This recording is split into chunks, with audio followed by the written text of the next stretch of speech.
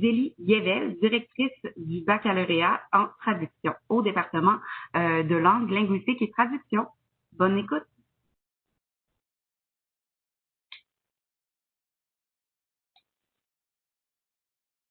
Oui, bonjour et merci d'être présent à cette présentation du baccalauréat en traduction, un programme que vous propose l'Université Laval. Mon nom est Zélie Guével, je suis la directrice du programme, je suis aussi professeure de traduction. La traduction est un univers que je connais depuis très longtemps et que j'ai aussi exercé ce métier. J'adore la traduction, devrais-je dire, et je voudrais vous communiquer cette passion par le biais de cette présentation du programme. J'adore la traduction parce qu'elle me fait sentir très utile dans la société et aussi parce que durant toutes les années où j'ai pratiqué la traduction, je n'ai jamais cessé d'apprendre un grand nombre de nouvelles choses dans une grande diversité de domaines comme l'économie, le droit, l'informatique, les arts, tous les sujets sociaux et d'actualité dont on parle, les sciences humaines en général, enfin presque tout. Donc, pour moi, c'est un univers très vaste et j'ai été très heureuse, je suis très heureuse d'être traductrice. Par conséquent, je ne peux que vous féliciter de vous intéresser à la traduction. Je présume parce que vous aimez les langues, peut-être aussi parce que vous connaissez déjà des traducteurs et des traductrices et que vous voudriez faire le même métier. De toute façon, sans doute parce que vous aimez découvrir, parce que vous aimez étudier, parce que vous vous intéressez à beaucoup de sujets et parce que vous aimez que les choses soient passionnantes. Enfin, et une bonne raison également, la traduction, c'est un métier d'avenir au Québec, au Canada en général, et je crois qu'il est bon de s'intéresser à ce programme et de penser à envisager un avenir en traduction.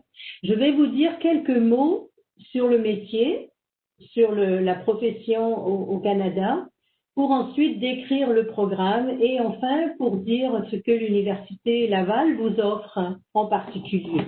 Donc sans plus tarder, je vais passer à ma première diapositive de contenu pour vous dresser le portrait de la profession au Québec, une profession qui est bien établie et qui a beaucoup d'avenir.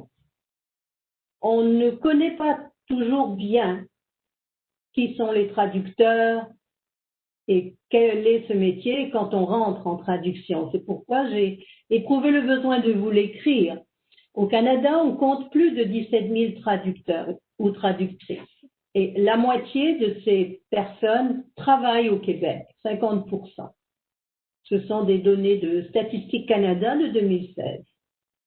Ce que prévoient les statistiques, les projections qui ont été faites sur les professions au Canada très récemment, en 2020, c'est une progression de 6%. Par conséquent, on peut dire que les étudiantes et les étudiants sont attendus pour assurer la relève. Quelques mots de plus sur la profession. C'est une profession qui est exercée comme travail autonome, soit dans des cabinets de traduction, soit dans des micro-entreprises, pour 70%.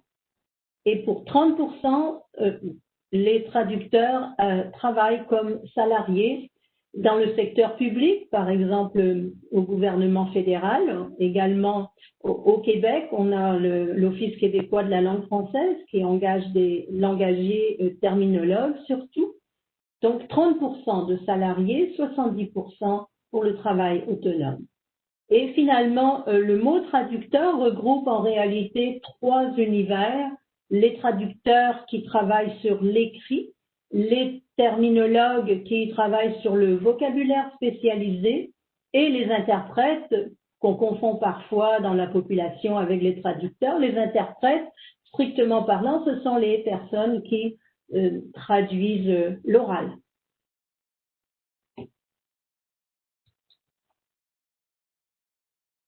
Je vais parler dans quelques minutes de la structure du programme, mais je voudrais quand même ajouter que le programme que nous avons à l'Université Laval est reconnu par l'Ordre des traducteurs qui est un ordre professionnel à titre réservé et qui compte plus de 2000 membres. Donc, le programme vous permet d'accéder rapidement à cette profession reconnue donc par l'Office des professions. Ce que nous offrons, c'est une formation de qualité en relation directe avec le monde du travail et nous sommes une équipe d'enseignants compétents, motivés, passionnés, comme je vous l'ai dit tantôt.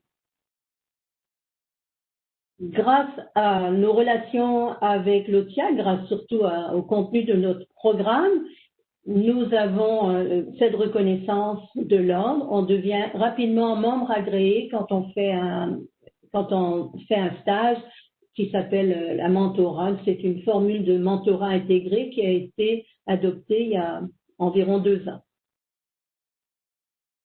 Évidemment, notre programme est un programme universitaire. Non seulement il prépare au métier de la traduction, mais aussi donne des compétences générales en langue et en rédaction qui peuvent s'appliquer dans différents emplois.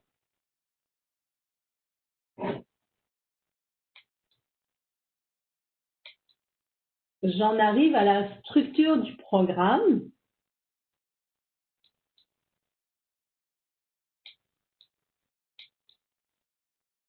Excusez-moi, il faut déplacer un petit peu. Pour résumer notre programme, nous pourrions dire que c'est une formation riche et structurée. Riche, ça veut dire variée. Structurée veut dire organisée. D'abord, un certain nombre de cours obligatoires qui permettent de découvrir, de comprendre ce qu'est la traduction. Cours de grammaire, d'expression écrite. Également, bien sûr, introduction à la traduction, traduction générale, terminologie, recherche documentaire et les cours de traduction en anglais et quelques autres.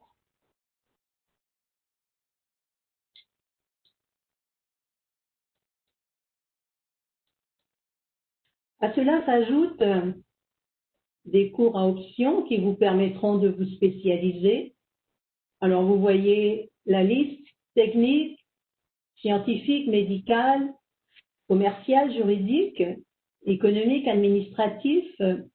Également, on a la traduction espagnole de l'espagnol vers le français, la traduction et l'adaptation audiovisuelle, la traduction littéraire et également un cours d'initiation à l'interprétation. Comme je vous l'ai dit, c'est la 3e profession sous l'égide de l'Ordre des traducteurs.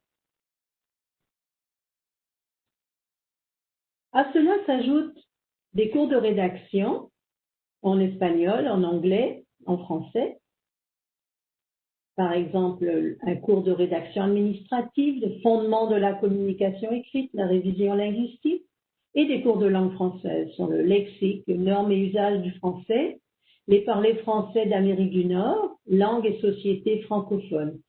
Donc, ce sont des cours qui donnent une ouverture sur d'autres thématiques que la traduction proprement dite et qui préparent une polyvalence dans l'exercice futur, dans les métiers futurs que les étudiants choisiront.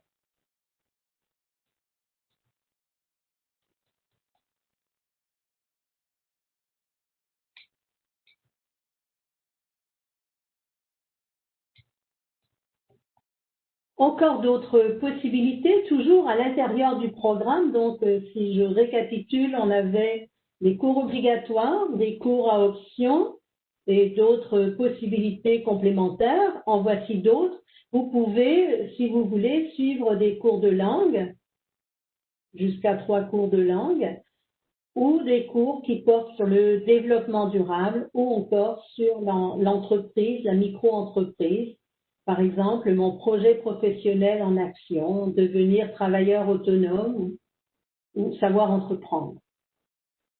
donc une variété de possibilités, et ça n'est pas tout. Ce que les étudiants aiment beaucoup aussi, c'est l'occasion qui leur est donnée de suivre des stages en entreprise chez différents employeurs de la région, parfois également au bureau de la traduction, qui est le service gouvernemental du Canada et qui a une antenne dans la ville de Québec. Également, les étudiants sont invités à participer à un cabinet de traduction étudiant qui est très original. Nous sommes les seuls à avoir un cabinet de traduction étudiant bien établi depuis beaucoup d'années. Et le stage de mentorat que j'ai déjà mentionné, qui est supervisé par l'Ordre des traducteurs.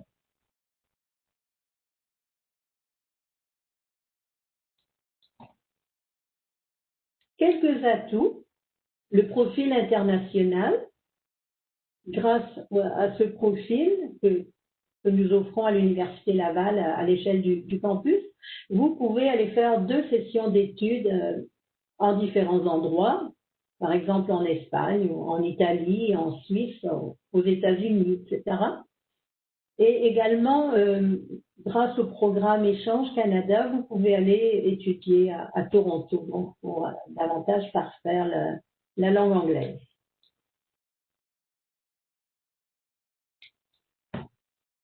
Il ne faut pas oublier non plus le profil entrepreneurial, qui est une autre option, un autre profil également offert à l'échelle du campus, qui prépare à devenir traducteur autonome et dans lequel on apprend à mettre sur pied une micro-entreprise ou un cabinet de traduction. J'en arrive à la conclusion. Vous pouvez faire une demande en direct sur mon portail .ulaval.ca admission. C'est extrêmement simple. Tout le processus est informatisé. Je saisis l'occasion pour dire aussi que toute la formation est donnée par le biais d'un portail et les étudiants ont une adresse et dans ce portail, ils trouvent tous les documents concernant leur scolarité, leur avancement dans les études, etc. C'est une plateforme donc qui réunit tous les éléments utiles pour la scolarité à tous égards. Et j'arrive à la période des questions. J'attends donc vos demandes. Oui, alors pour la période de questions, on vous invite à poser vos questions par écrit dans la section questions et réponses ou à lever la main à l'aide de l'icône qui se situe juste à côté de votre nom en bas de l'écran et on va débloquer votre micro à ce moment-là. Donc, vous pouvez poser vos questions. Alors, une première question, est-ce que le programme permet de faire de la traduction bilingue, donc traduction de l'anglais vers le français et du français vers l'anglais? Oui, bien sûr. Nous avons 2 cours de traduction vers l'anglais et à cela s'ajoutent 2 cours de grammaire anglaise également qui sont vraiment préparatoires à la traduction vers l'anglais. Et bien sûr, des stages pour les étudiants qui souhaitent travailler vers l'anglais. Nous avons quelques stages vers l'anglais à l'Assemblée nationale du Québec, par exemple, ou à la Régie des rentes du Québec, entre autres. Et le mouvement des jardins offre aussi à l'occasion des stages en traduction vers l'anglais. Donc, c'est ouvert pour les étudiants anglophones, bien sûr. Une autre question, quel est le taux de placement de vos diplômés, pardon? Je n'ai pas les statistiques exactes, mais je sais que les étudiants se trouvent de l'emploi en général. Souvent, les étudiants qui ont réussi à avoir un stage vont ensuite continuer. Par exemple, ils auront déjà rencontré des donneurs d'ouvrage ou bien ils auront travaillé par exemple, au bureau de la traduction du fédéral, qui est aussi un excellent employeur. Et il ne faut pas oublier, on a aussi l'Office québécois de la langue française qui engage des terminologues. Je n'ai pas beaucoup parlé de la terminologie, mais c'est également un métier lié à la traduction et où les étudiants trouvent de l'emploi. comme on sait, en ce qui concerne l'emploi,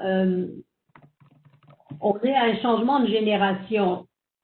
C'est-à-dire, on est à une période où on renouvelle les effectifs dans les entreprises et en particulier en traduction. Donc, on est vraiment dans une grande vague de changement.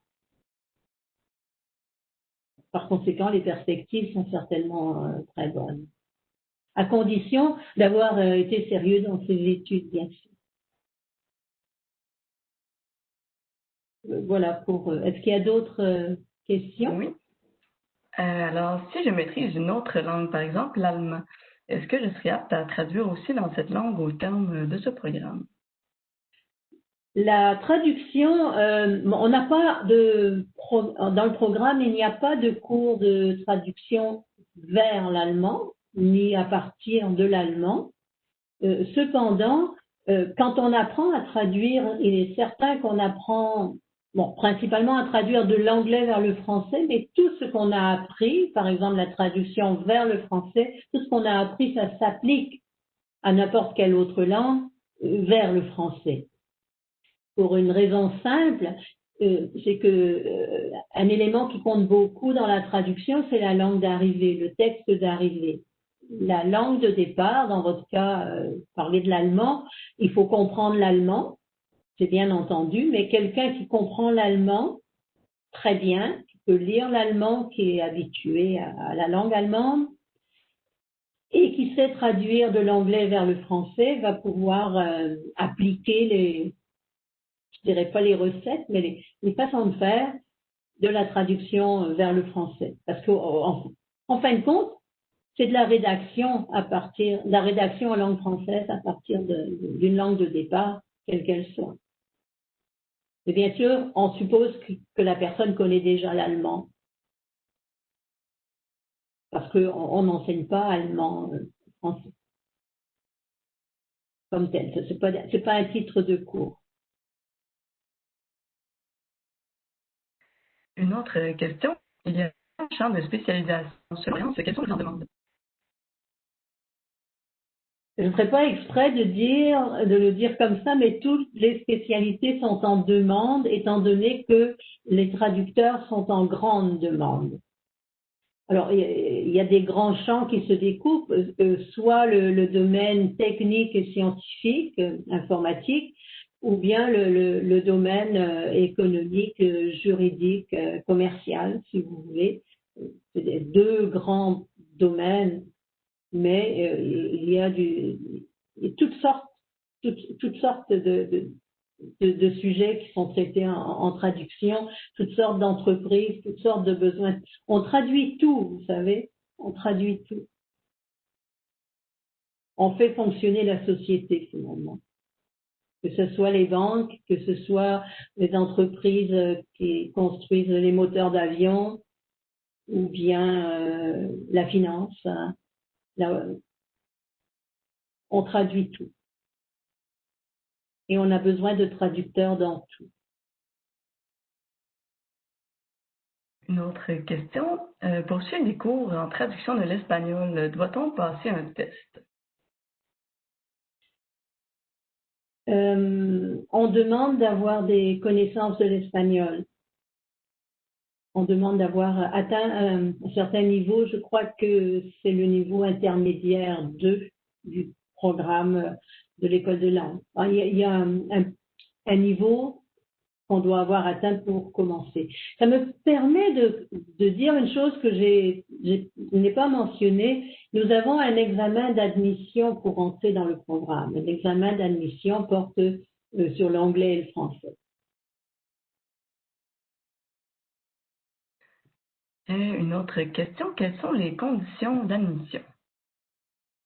Alors, elles sont toutes bien écrites dans le site. La condition, le schéma classique, c'est le DEC, et ensuite la réussite à l'examen d'admission, mais il y a d'autres possibilités pour des étudiants qui sont, il y a plusieurs cas de figure, il y a des étudiants adultes et puis il y a les étudiants qui viennent d'autres provinces du Canada. qui n'ont pas leur 13e année, puis qui la font d'une certaine manière à l'Université Laval avant de commencer le programme de traduction proprement dit. Autrement dit, tous les cas de figure sont envisagés et il y a des options pour tout le monde. Mais le cas classique, c'est le DEC et l'examen d'admission.